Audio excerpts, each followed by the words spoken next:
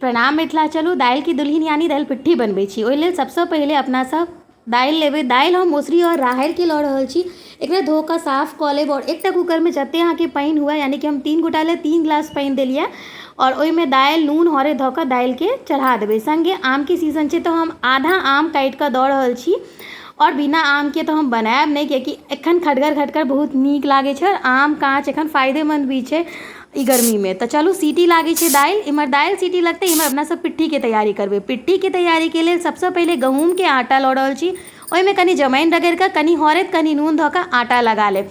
आटा हमर सना कऽ रेडी भऽ गेलै। नॉर्मल आटा लगबऽके जेना रोटी लेल बनबै छी और झाँपि कऽ राखि देब। आब इम्हर दोसर तरफ कढ़ाईमे कनि जीर मिरचाइ धऽ कऽ प्याज, लहसुन, हल्का सा अदरक और टमाटरके तड़का लगेबै। जहन प्याज आधा भुजा जाए तो ओहिमे टमाटर खसा कऽ नून, मिर्ची गुड़ा और धनिया पाउडरके साथमे जे छै से एकरा रेडी कऽ कऽ एक तरफ झाँपि कऽ सिद्ध हुअ देबै कनिसँ प्याज टमाटरके। इम्हर पिट्ठीके लेल अपना सब रोटी बेलनाइ स्टार्ट कऽ देबै।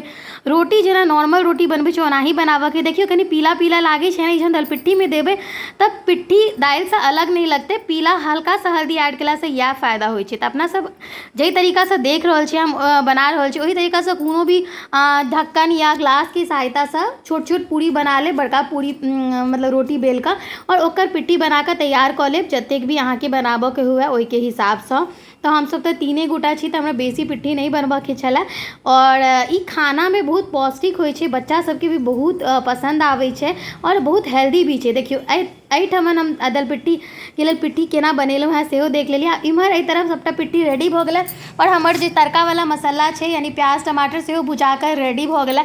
आब एहिमे जे दालि छै ओकरा खसा देबै। देखियौ हमरा गरगर पसन्द है, अहाँ सबके अगर कनि ढीला या पतला पसन्द हुए तऽ एहि जगह पर एखन पानि ऐड कऽ सकै छियै। साथमे एहिमे कश्मीरी लाल मिर्च और हल्का सा हम गरम मसाला खसा देलिए।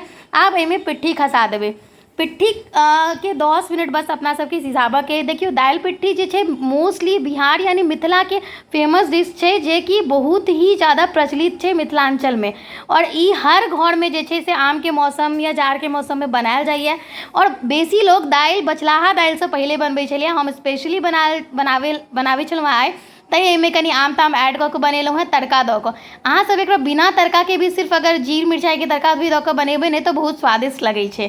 तऽ देखियौ एहिमे आब कनि हल्का सा हम जहन कुक भऽ गेलै हमर 10 मिनट पकि गेलै पिट्ठी, तऽ एहिमे धनिया पत्ता दऽ कऽ आब हमर दालि पिट्ठी रेडी भऽ गेलै। अहाँ सब एहिमे खूब बेसी धनिया पत्ता देबै तऽ और नीक लागत। हमरा घरक लोकके ओतेक धनिया पत्ता पसन्द नहीं छै तऽ हम नाम मात्र देलिए।